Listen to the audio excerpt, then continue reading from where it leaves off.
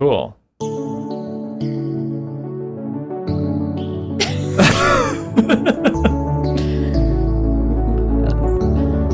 Well,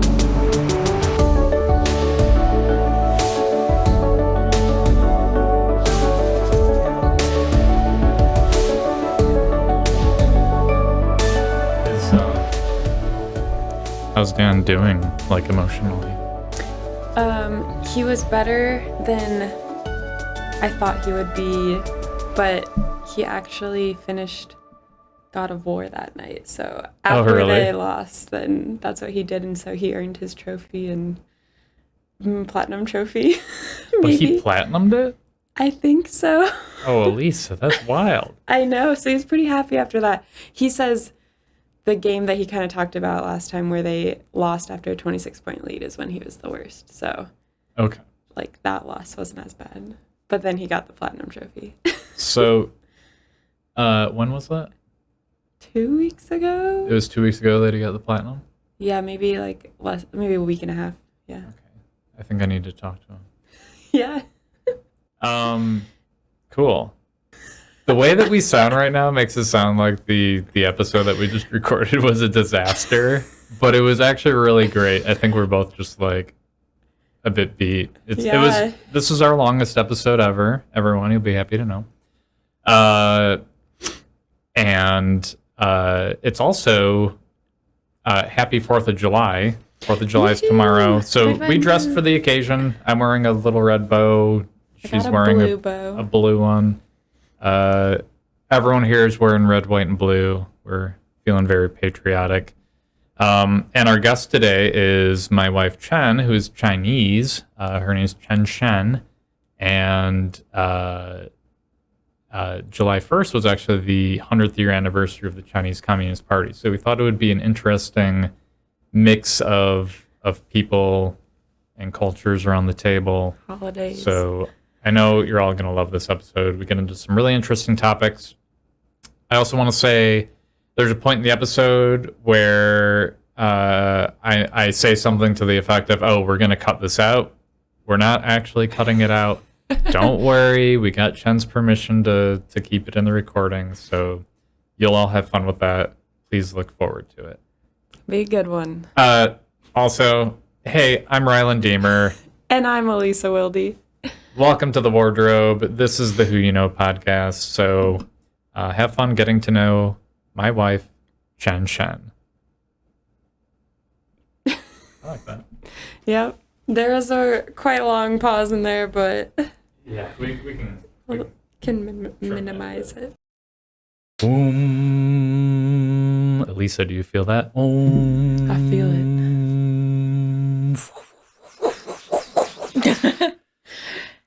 Wait, don't say anything. I can feel so much power radiating from our guest chair. I feel beauty, intelligence, poise, style, wit. Because our guest today is the one and only Shen, otherwise known as my former coworker and wife. Welcome. Glad to be here. We're happy to have you. Yay. That was a nice introduction. Well, loved it. That's just how I felt about it. Oh, that's cute. Yeah, we're so excited to have you here and very honored as well that you're joining us on the podcast. Welcome to Who You Know. Welcome to The Wardrobe. From my wardrobe, the clothing. Yeah, for the audience's benefit, the clothes that are on Elisa's side over here are actually Chen's clothes. So we've been blessed by Chen's graciousness to let us borrow her dresses. Yes, every week for the podcast, and we will continue doing so because they look amazing. Oh, yay! Yeah. Hope everybody likes them. Yeah, I certainly do. Yeah, but while we were picking out these clothes, there is like a section of your closet that I couldn't pick from, right? Because it was like, those are like your Collectibles. collectibles. Okay, yeah. And so maybe, I don't know, I might just dive into Yeah. this right now. So, one thing that made me think of is, what makes you want to purchase something like a collectible item? And maybe more so, I'm wondering, do you wear it often, or is there like a certain occasion you choose to wear those types of clothes? Oh, those are the items I think I'll have forever. Oh, okay. And if we actually have children, they like the clothing, I'm more than happy to pass it on to our children in the future. Yeah. So do you wear them though? Or This are they, is like... one of the pieces in this Okay. in the collection. Yeah. So And who are you wearing? Yeah. Alexander McQueen, the second designer, Sarah Burden, and she's one of my favorite designer right now. And I was actually quite concerned, panicked after Claire Keller left Givenchy. She was a designer for Meghan Markle's wedding dress. But because right now the fashion industry have a different sense of beauty and trend, a lot of the pieces are focusing on athleisure or streetwear with huge logos. So I think I want to give a shout out to some of my favorite designers in the market, and I'm terrified that one day I would not be able to purchase their pieces. Well, because so like, correct me if I'm wrong, isn't Alexander McQueen, he's passed away, right? So there are no like new pieces from him, right? Yeah, so Okay. Sarah Byrne is the current creative director for Alexander McQueen. Okay. And this is actually the only piece I can still fit in after gaining so much weight during the pandemic. The founding creator, Lee Alexander McQueen, he's actually started his work as apprentice in one of the most prestigious bespoke menswear Savile Row in London. Okay. So he started as apprentice tailor and cutter. So all of the pieces, even for ready to wear, is precisely measured, and no 1 millimeter more or less fits everybody like a glove. That's why they did not tolerate my weight gain after the pandemic. This is the only piece that still fits in, but from several years ago, but I'm happy to still have them. Yeah. Wow. That's really cool. What started your appreciation for like designers and like the fashion industry in general? I think probably from my grandma on my dad's side, because she used to be a tailor in one of the small boutique shops. And at that time, they have my grandparents have 4 children, and they also financially support the parents on both sides at that time. Gotcha. So there's not much money around, but my grandma would always make her own stuff, Yeah. and still it's a sense of decency and how you actually present yourself to the world, in the sense that even without much resources, she still tries her best to look the best that she can and trying to find her best version every single day. Cool. And I know we've had conversations about like what our dream jobs would be. Like if we could just snap our fingers and, kind of be doing something that would really fulfill like our inner passions. And you had talked a bit about like maybe fashion design or something of that nature. Yeah, Or- I thought about that as well. So I think probably being a stylist would be the more approachable way. Just have an eye to like choreograph and making sure that every single piece fall into together with a theme or fits into a certain occasion. Yeah. Yeah. So is that like, do you also have favorite stylists versus like designers? Do you follow that? Yes. as well? Yeah. Okay. A lot of them are doing really good job. I think right now, because the marketing industry has becoming more and more commercialized, more superstars, celebrities actually use stylists before they have almost any public events. Yeah. So that has been create some good, great growth in the business. Yeah. I almost see, because I follow celebrities on like social media, I almost see like styled by, and then you can like go to their profile And makeup here, but yeah, so it's a good Yeah. industry for lots of creatives. yeah. I never think to do that. But I mean, I assume like a lot of like male YouTubers and stuff do makeup. Yeah. And probably if we upgrade our camera, I might need to do some. But right now I'm just kind of blurred out, so it's fine. But I guess, you know, adjacent to fashion in general, there also is like the entire makeup and cosmetics industry. The whole glam team that typically, I think most of celebrities they use 2 to 3 hours sitting on a chair from when they after shower to when they before they step out to the public before the cameras. And also that's why everything you see is not necessarily true. Every single person would take a month of talents and efforts to look the way they are. Wow. Yeah. Yeah, I mean, I get frustrated just like shaving. So I can't imagine like needing to sit for 3 hours, even if somebody else is doing my makeup for me. I was going to say, like, at least I'm not having to comb my hair, straighten my hair, curl my hair. At least someone else is doing it, and then I'm on my phone, or I don't know what else I would do during that long period of time. I could watch a whole movie. And do you have like favorite cosmetic? I don't know if designer is the right word, but cosmetic companies or. Shout out to Lisa Aldridge. She's one of my favorite makeup artists. She's based in London as well. And basically, I think I learned a lot of how to do makeup from her tutorials online. And I'm very passionate about her own independent brands of makeup. So typically, it's very hard to actually, because makeup industry, if you look at the whole industry, is likely to be owned by 2 or 3 gigantic companies. Like L'Oreal, Estee Lauder, every under that company, there's umbrella sort of all kinds of brands that you can choose from. So consumers typically think they actually have quite a bit of choices, but technically no. You are really choosing among 3 or 4 gigantic companies, and it's extremely hard to actually starting to do something completely your way, not backed by any other financial institutions. So Lisa actually she started her own brand using all of her own money. And basically all the initial production, everything is with all the reliable labs she has worked with in the industry, and all started with small batches of products. And so I'm very happy to see her product line keep growing. And I try to purchase as much as I can every single season when she has new creations. Cool. And with like the YouTuber era that we're in, are we seeing like a renaissance of other like independently owned cosmetic companies now?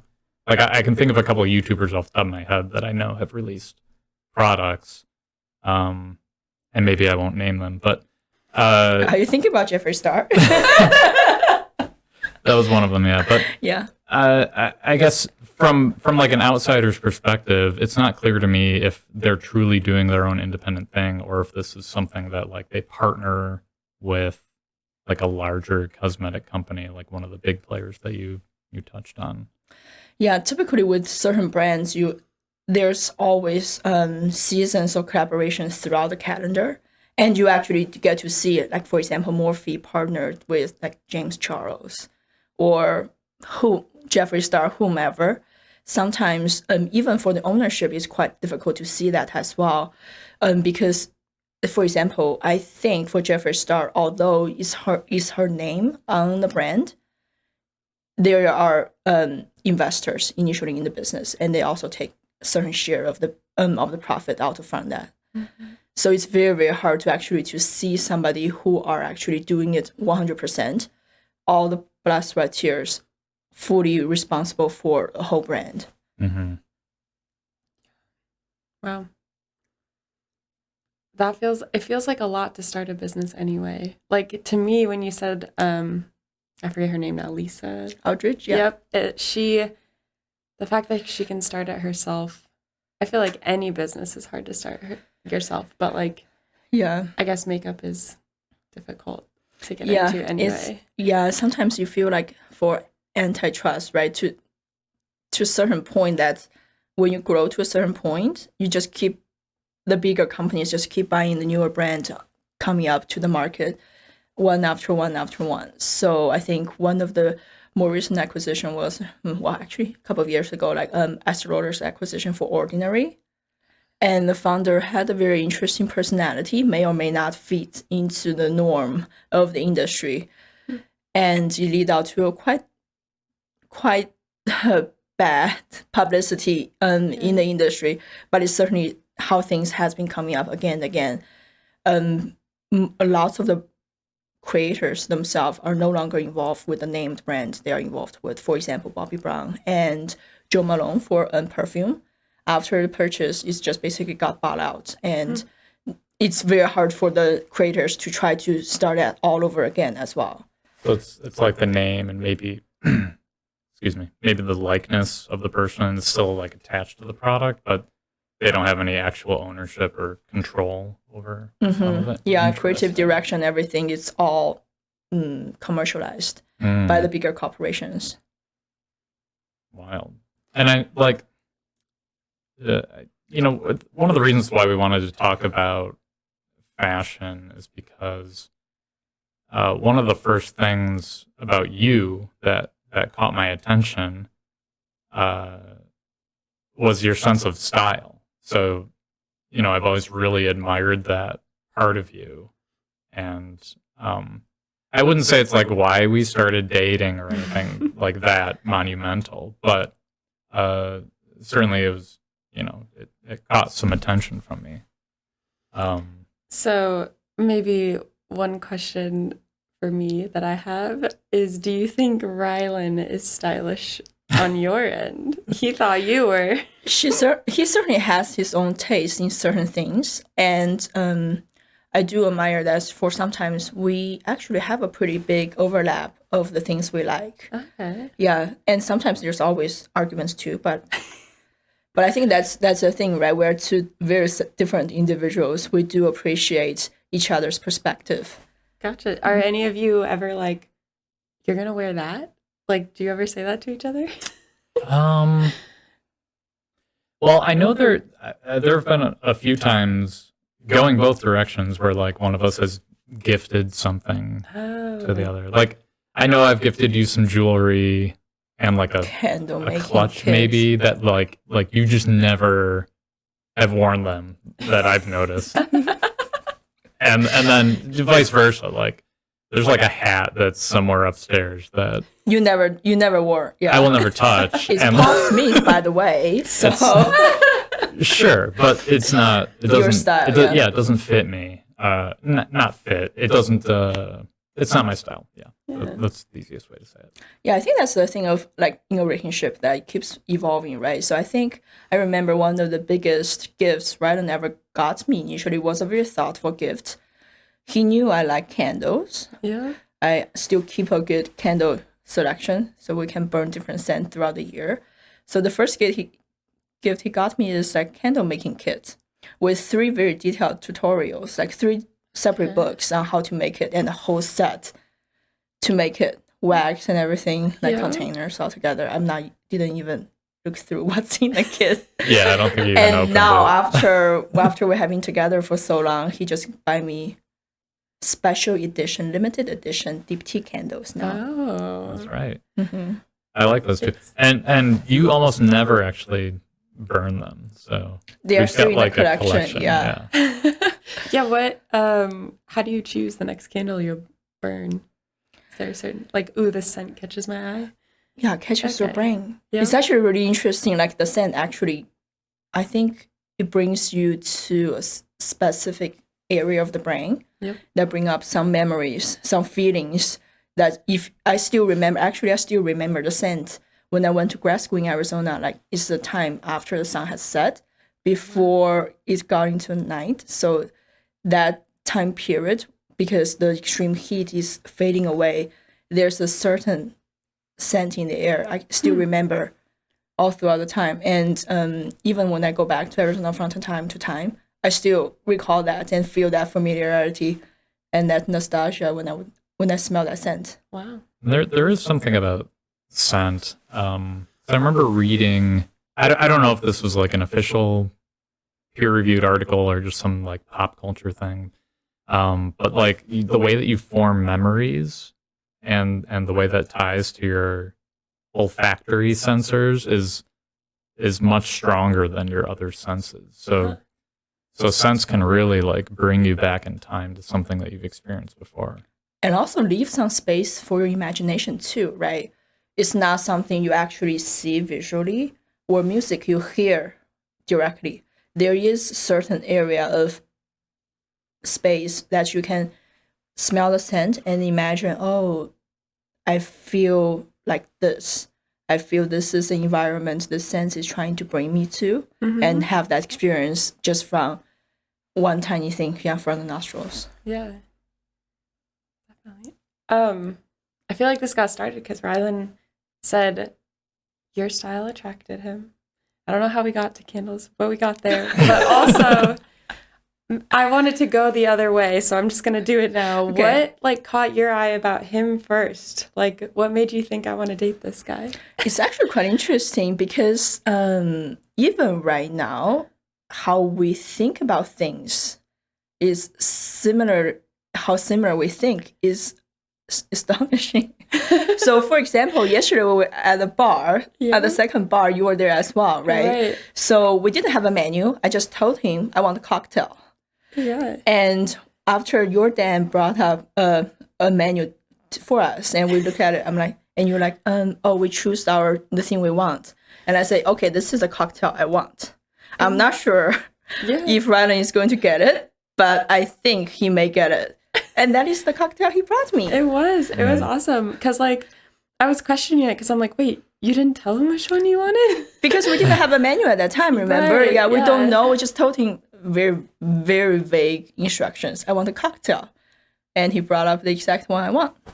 Yeah, he was psychic, like you said last night. I mean that's part of like just knowing you for a long time, I think. But even without like really thinking about your tastes, just everything about that cocktail, I was like, okay, she's gonna love this one. Yeah, and they're also very interesting because if you see our background, everything is so completely different. But it's also how it's even more striking of how similar we think about things. Okay. So basically, if there's a certain situation I needed someone to help me manage it, I'm fully confident in Rylan doing it completely, and I have a feeling the outcome was very similar to what I expected. Gotcha. Yeah, so you kind of appreciated how you guys both thought similarly, and that worked out well. Yeah, even because we worked together as friends for quite a bit of time, and even from like some big group meetings, there will be certain situations I'll feel that, oh, he just responded with a comment that I planned to say. Yeah. So that's what caught my attention. Okay. So like, how did you guys start dating then? Like, who asked who? Like, how many? I don't know. Was there a date that started it? Got rejected first? Yep, you definitely rejected me. I didn't know that. Well, and what was funny is, like I mentioned at the outset, we used to be coworkers. And that's actually how we met. I interviewed her for the role. I wasn't her manager or anything, but I was one of the interviewers. Yeah, one of the interviewers. And, we brought her on. I gave the thumbs up. And we were friends for a long time before we started dating. And I don't remember when I first made an advance, but there was definitely hesitation on your part and jogged my memory. But I think it was because we were coworkers, and obviously that's like a risky situation. Elisa, right. you might same have situation. Felt, yeah. And I was also just coming out from a longer term relationship too. So it was like, this is the last thing I want to think about right now. Mm-hmm. Gotcha. Mm-hmm. So then how long after getting rejected did you wait to ask for another date? Did it work like that? Well, it was interesting because, me and Chen, it's not like we were buddying around just the two of us. We also had two other friends on the team, and the four of us were doing everything together. We were going on trips. Before we started dating, we went to visit my parents in Michigan. And so, yeah, she met my parents before we started dating. I met hers before we started dating. We were friends with, for years. And, the attraction persisted, and I did too. So Rylan kind of mentioned, like, when you guys started dating, you were still coworkers, and you guys kind of hid that for a little bit. Is that right? Like, that you were dating, not that you were coworkers. Like, how was that?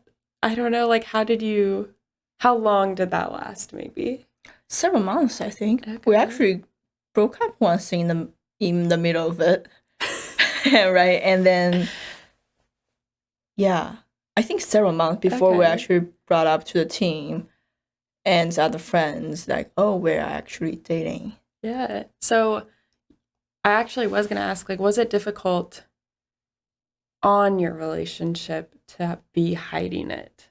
Do you think? It's actually quite How was interesting. that? I feel it's actually the other way. Oh.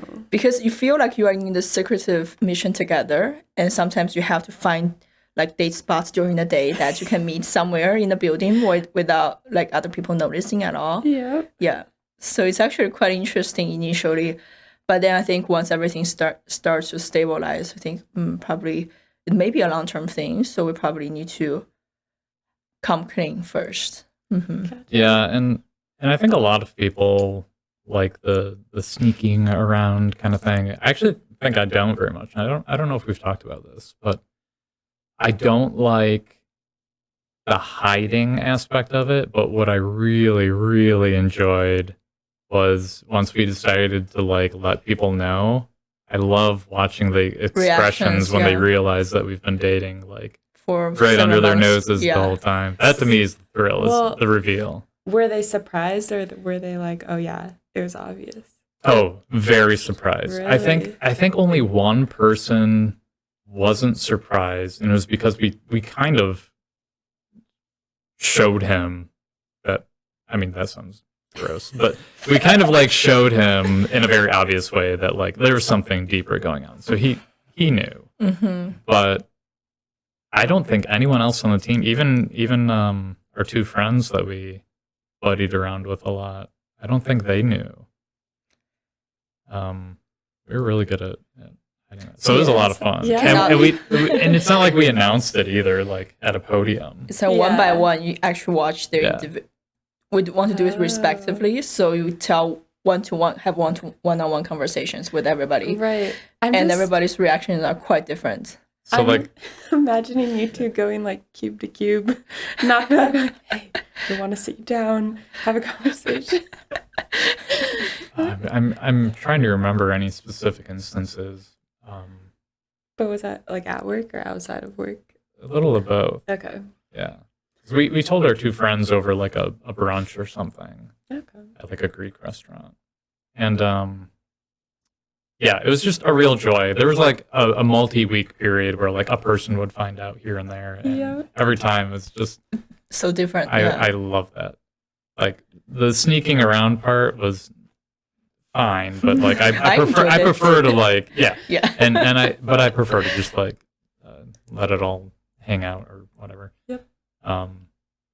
Making out in the stairwells was fun though. So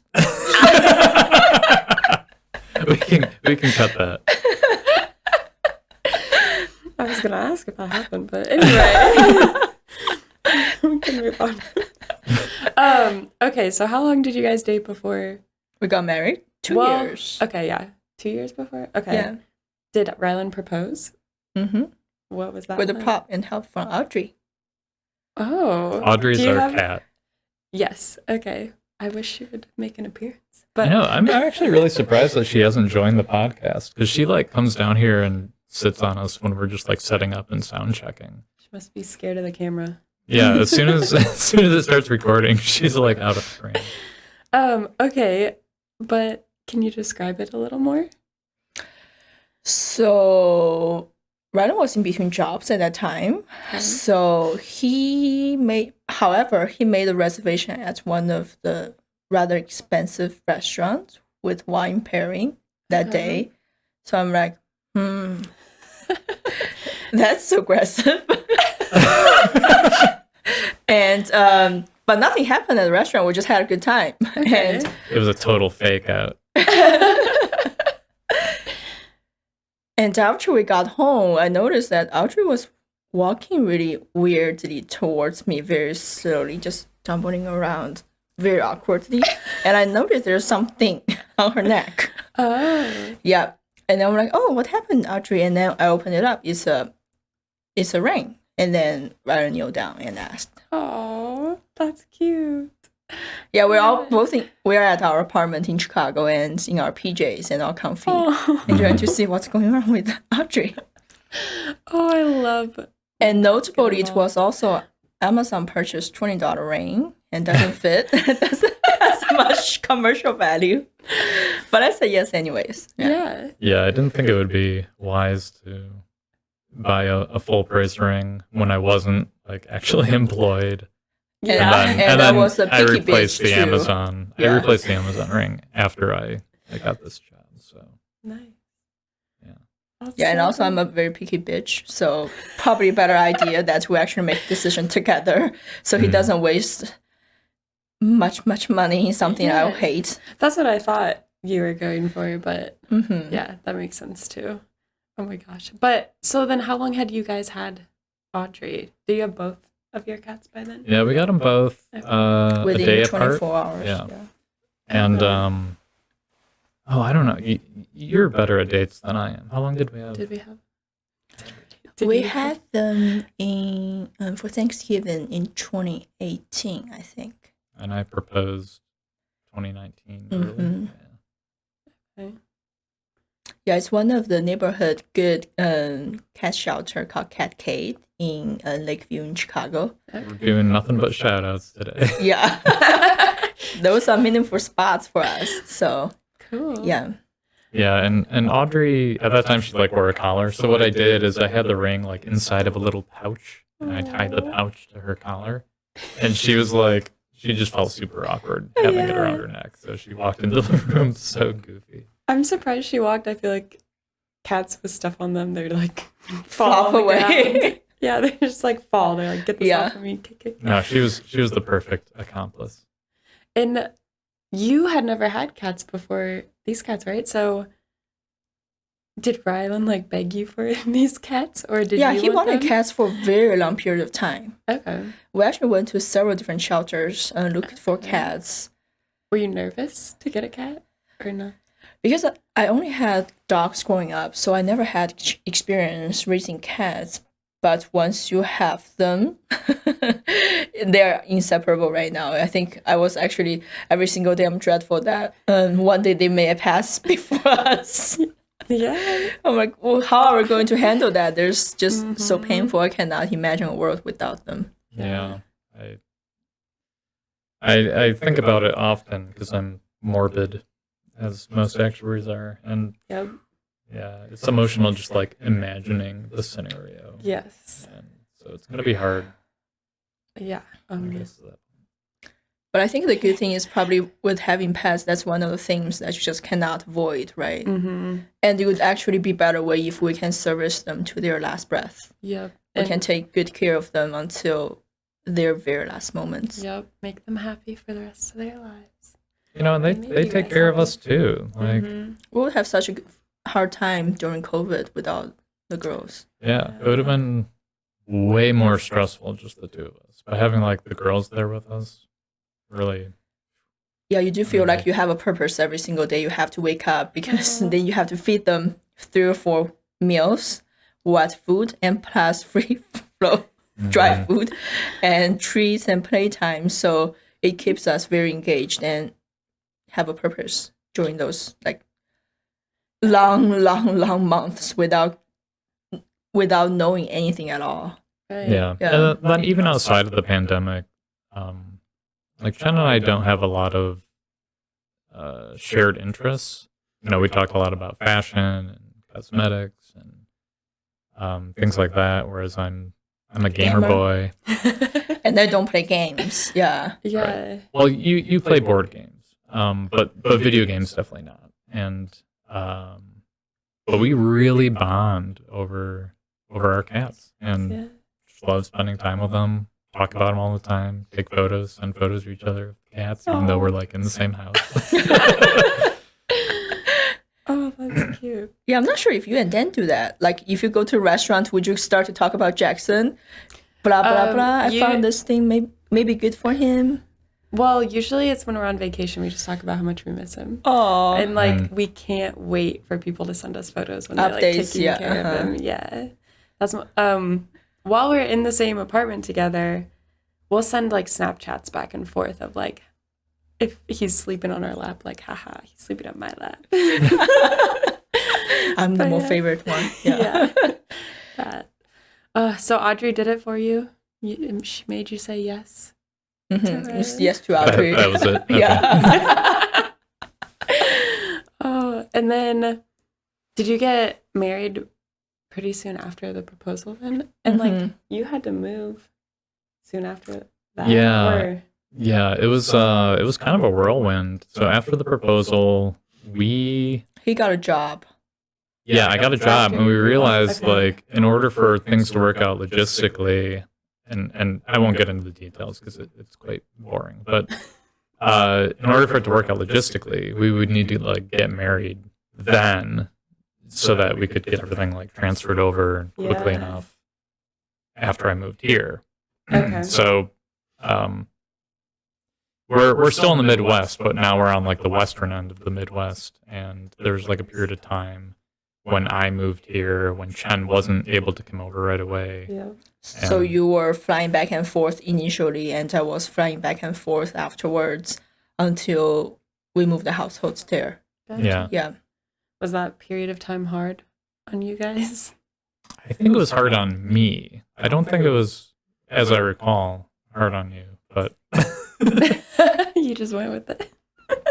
No, I think it's interesting because I think sometimes, a couple have to go through some stressful period to actually know how the other person operates under stress. Yeah. So I think I do actually appreciate that experience, that because we have been in Chicago for all together for the whole of our relationship.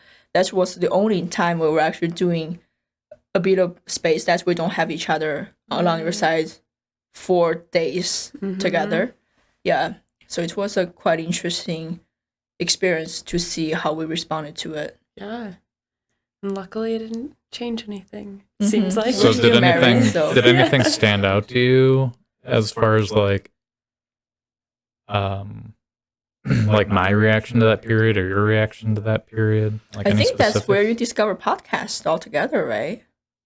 Yeah, that's that's actually a really good point that I didn't realize. Yeah. That's basically, because there are new channels of communication, but I think that was a time change your perspective on podcasts altogether, that you feel like it's actually kind of interesting community building kind of experience rather than just, famous people being interviewed, talking to, flashy things that may or may not be relevant to people's regular lives. Yeah, there's that like pseudo-social aspect to it where, I mean, when I first moved here, before you were able to come, I didn't have any friends here either, right? And so I just, for company, I was listening to podcast after podcast after podcast just to feel like there are humans around. Yeah. That's definitely where I found my love of podcasts. Did you? Yeah, I was thinking like maybe that helped ease some of your stress, and maybe it was stress of like not knowing what to do. So could you tell that he was stressed? Like, yeah, he requests to have the cats with him earlier than expected. So we drove with I think we rented an SUV and basically drove the cats along with no human furniture, all cats furniture and litter boxes to first. Yeah. And then how soon did everything else follow the cats? Probably within 3 months I came afterwards as well. Yeah. Decent period of time. Yeah, and then I mean, it's just been so. Everyone knows it's just been wild. So we fully transitioned Chen here in November of 2019, and then of course 4 months later. COVID happened. Sorry, the screen just blinked. Yeah. And I'm like sweating about whether it's still recording. Okay, good. It is. We'll leave that in. We're amateurs, and you should know it. Yeah, and then COVID hit in mid-March. Mm-hmm. So we really didn't get much of a chance to see where we live. There you are, doxing us. We didn't get to see where we live. We didn't get to form like very close friendships before that. I mean, we were friends, and I was friends with coworkers and all that, but it's different, like not having a chance to really like sit down and talk. Bent. Yeah. So it was a strange period because we were here, no close friends, little apartment, before we got this place, and Just the you. cat. The two of us, and Yeah. the cats, Yeah. Wow. And so when did you say you got married? November 2019? No, we got married March March 2019. Okay. November's when Chen was able to come Yeah. over. Oh, yeah. Okay. Gotcha. Okay. So you'd been married for a little bit too. I was going to say, like, I feel like the pandemic was also like a struggle on couples, or it was like a bonding, strengthening time too. So that was probably an interesting time to experience just each other as well as like your companion. This is who you have. It is certainly, it required creativity to get through. I remember like for Valentine's Day, was it last year? Time's weird. I think it was Valentine's Day last year. This It was like, year? well, we can't. It's February. Yeah, so this it year hasn't maybe. Been, hasn't been shut down yet. Oh yeah, you're right. Yeah, so I remember like, okay, we can't go out, like everything's closed, and We already cooked all the meals we can think about, learn new recipes, and got Right. takeouts as much as possible. What else can we do inside? yeah, so we did like that virtual cooking class, and or was that for our anniversary? That was for our anniversary. I think Valentine's Day was the astrologer, the virtual astrologer. Yeah. And yeah, just finding like little interesting things that keeps it like fresh in some way, even though we're like locked inside the whole time. That's still pretty good risotto. Yeah, that risotto that we cooked. Oh, that was the best. So good. It was honestly the best. Gotta make that again soon. Yeah, we'll invite you guys over and make a grand risotto. Yeah. I feel like I'm gonna jump around here, but still on topic of marriage, I guess. What were your guys' family's reactions to getting married or the proposal, or were they expecting it? Were they excited? They are up to speed of what's going on in our lives. So Okay. and they are aware of this is likely to happen soon. Okay, yeah. hmm Is that Did I mean your parents obviously don't know me very well, and everything they know about me is from the brief meeting I had with them before we started dating, and then anything that you've shared with them. So, did it? I assume it didn't come as a surprise, but hmm what were their thoughts on like how? Did they have any thoughts on like how quickly things went from like proposal to marriage, or No, nothing? don't you? They Yeah, I all- think it's an ideal situation because all the information got filtered by me. Okay, yeah. So it's an ideal in-law situation. Yeah. I'm the filter and screen the messages. I think they are fully aware of it and they knew it's likely to happen, and then it happened. Gotcha. I think it would be more. They would be probably more surprised if it didn't happen or something went wrong, right? So I think they are pretty excited about it and wish us the best. Yeah, and my parents love Chen, like Yeah. absolutely, and we Just not probably not 100% on the fact I didn't change my last name. right there's that. I mean, that's my fault though, and they know that. So Why is it your fault? well, because okay, so when we got married, she was asking me like about changing her name. She was going to take my last name, so she would be Chen Deemer. And I was like, well, it's kind of a hassle, and you have to like contact your bank and like let them know, and like contact Social everyone, and Security, like the government have to get change the it with your taxes. employer, and it's just a hassle, and I don't really care, and I know my family doesn't care either. Like I said that, not knowing that my family cares, so they still like when, and it's not a big deal. Yeah. So Yeah. audience, they're fine, but like. minor. Yeah, this is super minor. I just but like, received mails with Chen Deemer, yeah, Mr. and Mrs. Rylan Deemer. yeah. So they're a little more traditional than I was remembering, but it's fine. It's funny. And I certainly don't care. And my family also knows that I'm definitely the person to be like, yeah, I think they're like this, without actually knowing. So it is what it is. Yep. That's funny though. Yeah, and also the thing is, in China, it's very uncommon for women to actually change last names because it is culturally like this is just like where you are born.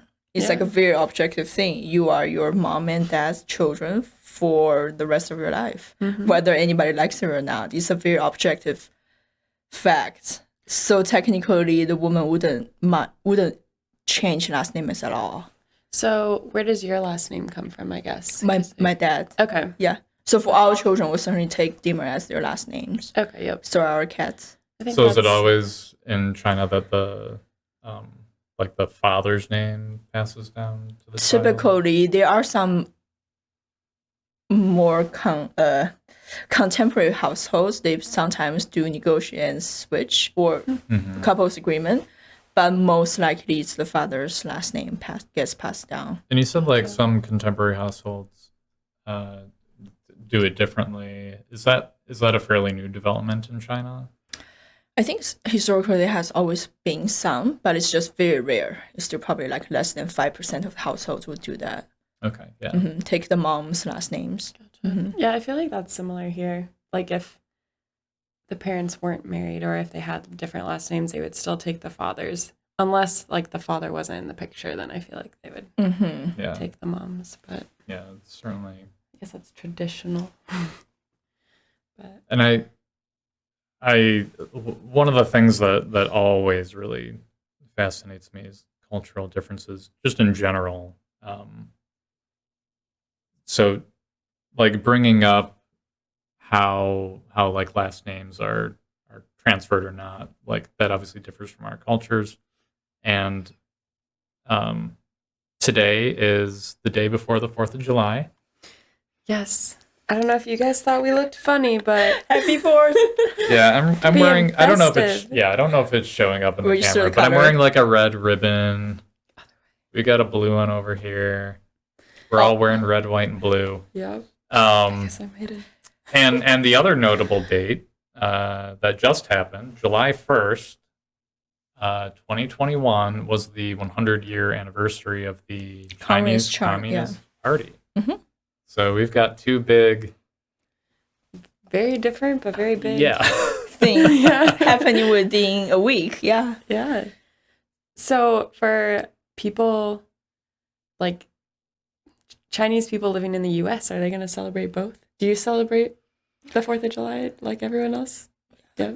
Yeah, fireworks, barbecue. That's Yep. typically how people do it, right? Were there celebrations then also for the 100th anniversary? In China, yes, Okay. there's huge celebrations. I'm pretty sure that's the biggest political parties worldwide. They have like over 95 million party members for the Okay. Communist Party. And if we look at political merits, they did okay for the Chinese people, pretty good for Chinese people, right, economically speaking. And so there's huge celebrations probably within the past week altogether. Every single city, municipals, provinces are all celebrating it. How do they like what does the celebrations look like? What do people do? Yeah, typically in the form of more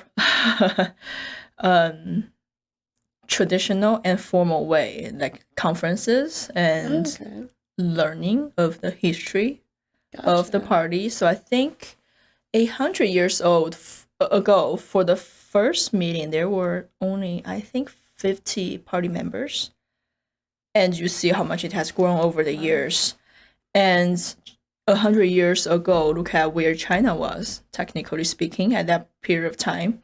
It was still very much in poverty and still trying to find its own identity. I think sometimes I think, I'm not sure if it's American narrative, typically how you actually have a very good, righteous character, but also there's always enemy. There's always a dark side.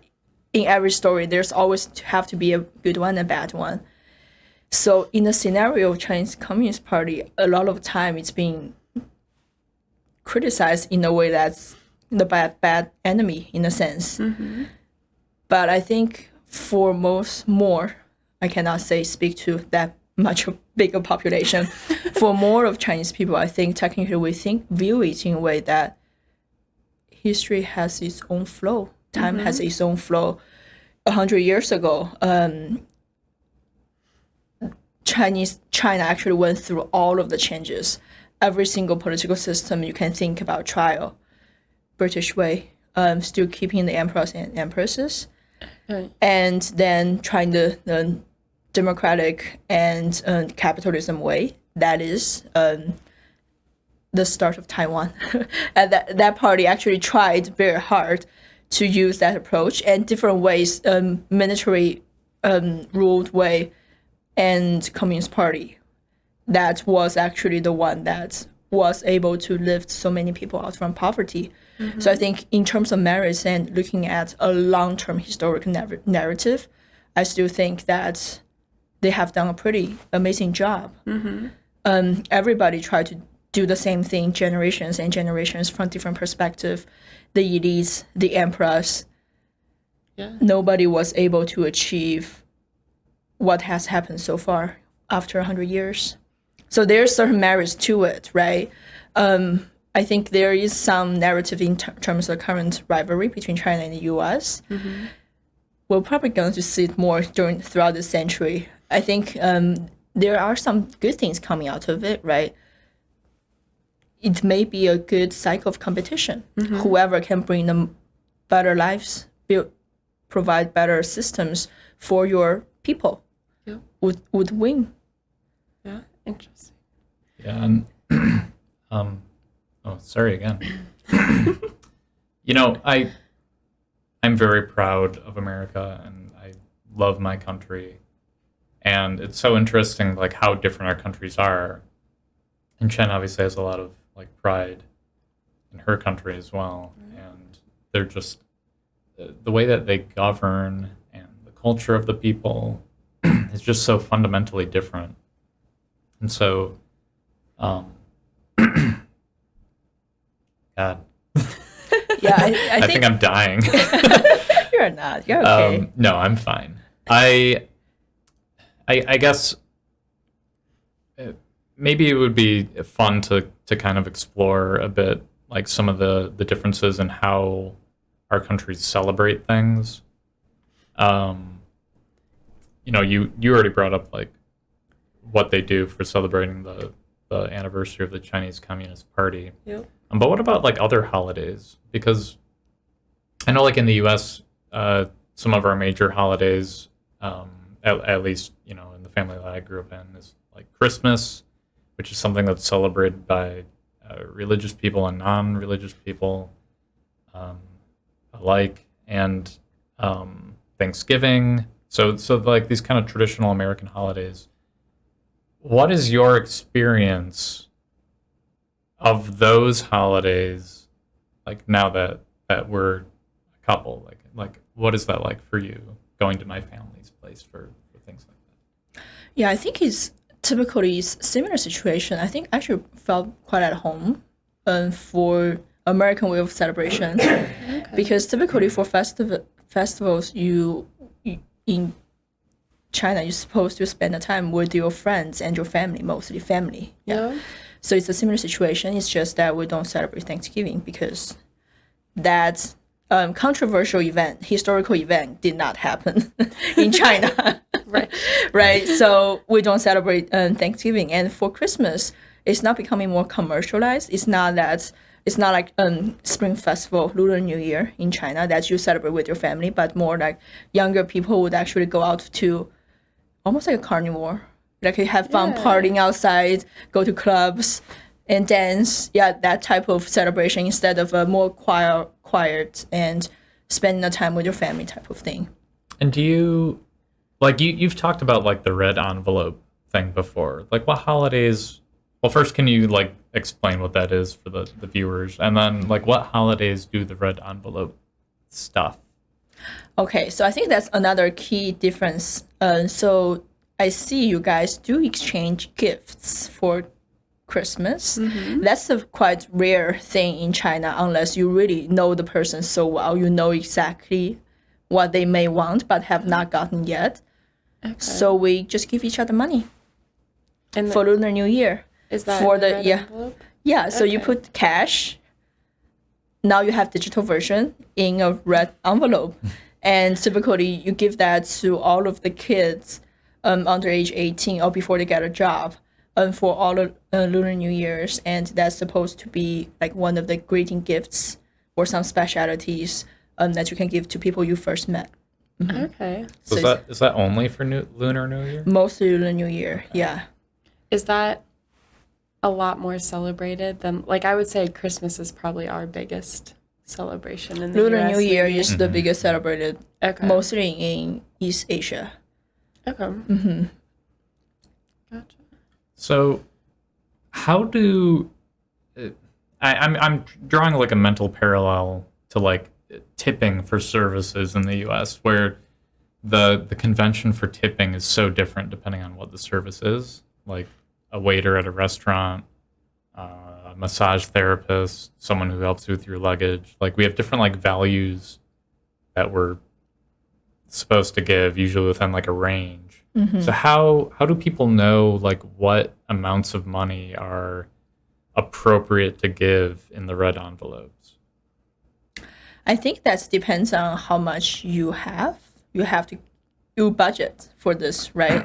So let's say if you are meeting all my niece and nephews, think about how many of them are there. You do want to treat them more or less the equal and look at how much budget you can have for this exercise and just give them as much you can provide. Interesting. And also, I think the good thing is that because it's actually reduced quite a bit of waste, right? Because especially for kids, if you buy them toys, it's very likely to be hit or miss unless it's the kids you really know so well. You know exactly what they would like and how it's going to be different last year to this year. It's actually quite hard to actually find the perfect gift for kids. But I think this, if you just give them money, they'll find a use for it. Even for gifting between like adults, it's easier to find a use for cash rather than compared to a very specific item that you may or may not enjoy. Right. Do you remember something that you bought with your money that you were given? Like, did you have a big purchase? Yeah, so I was one of the better kids. I just give all my money, pocket money to my parents. Yep. And then they'll give me allowances on regular basis. Okay, yeah. Yeah, I was a saver. That's why I wondered. So like if I actually received gifts, those were like my items. And if I ever received money, it went in my savings account, like never touched it again. So yeah, but I think it's good to have an early education. You know, this is some additional money and how would I do with it? Yep. Would I spend it, invest it, or save it? Yep. Yeah, so do your parents still send you money for Lunar New Year? No? No. Do you send them money? No. We haven't, yeah. So that stops when you become an adult? Is that how that... Yeah, once you can earn your own money, then that's going to stop. Gotcha. Yeah. So then it's just celebration from there on. Yeah. Okay. What's your favorite way to celebrate the Lunar New Year? Like if you were in China with your friends? Typically, it's almost, for my families, every single year is more or less the same. Okay. We go out to a resort type of scenario, and then the adults just play mahjong. Okay, yeah. Yeah. And Just then imagine. and the meals are being served, and we just finished 2 meals, and everybody celebrates after turn midnight, and everybody goes home. Okay, cool. Mm-hmm. I don't know. I wasn't expecting that. Playing mahjong, but Yeah, I'm from Chengdu, so that's a very common thing. That's the most leisurely sports everybody enjoys. yep. Yeah, Mahjong's great. I've had a lot of fun with it. I used to play when I was really young because it like came pre-packaged with like computers back then. Okay, It was so weird. It was like there's solitaire and mahjong and like a pinball thing, and like Minesweeper. so I played a lot of mahjong because I didn't have racks of video games like I do now. Yeah, I was gonna say my only experience is online also, but mine is I didn't ever see it on my computer, but to all of you who had webkins growing up, that was me. Webkins online had a mahjong game. So that's what I played. I think you guys will probably be pretty good at it. It's just numbers, combinations, right? So how to make the perfect combination that you have the best chance of winning. I think I would need to study up strategy a little bit. When I was younger, I just clicked. I mean, it would be fun, like the four of us, Yeah. us three and Dan, Yep. to play mahjong because it's a 4-player game. Mm-hmm. Yeah. So, and that would help me learn so that when I actually go to China and visit I'm sure with my Chen's family will be more than parents. happy to teach you. Yeah, There goes so much entertainment out of it. but I'd have a lot of fun if they didn't know that I'm already proficient with Oh, mahjong, okay, and then I okay. got to reveal that moment. Your superpower. Yeah. He wants to impress them. No, you Exactly. don't want to win from the elders if you play. Oh, I won't win. So you're actually They'll- you're trying they'll to crush me. just try so hard that they think you are so into it, and then you lose by that hair of opportunity. So they get the money after playing. That was part of the plot of Crazy Rich Asians, right? Yeah, That was like, it's kind of disrespectful if you actually if you Mhm. actually win it against your elders. It's another way to give them some money with them still being even more happier thinking about they are master of the game, they still got it. Yeah. yeah. Yeah, that was actually Crazy Rich Asians came to my head when you said that. And like I was just picturing them playing it. Yeah. But yeah. Final negotiation Yeah. on the mahjong table. Yeah. Yeah. Well, Chen, thank you so much for joining us. This has been a real treat having you here, and we hope to have you back as well. Let's do it.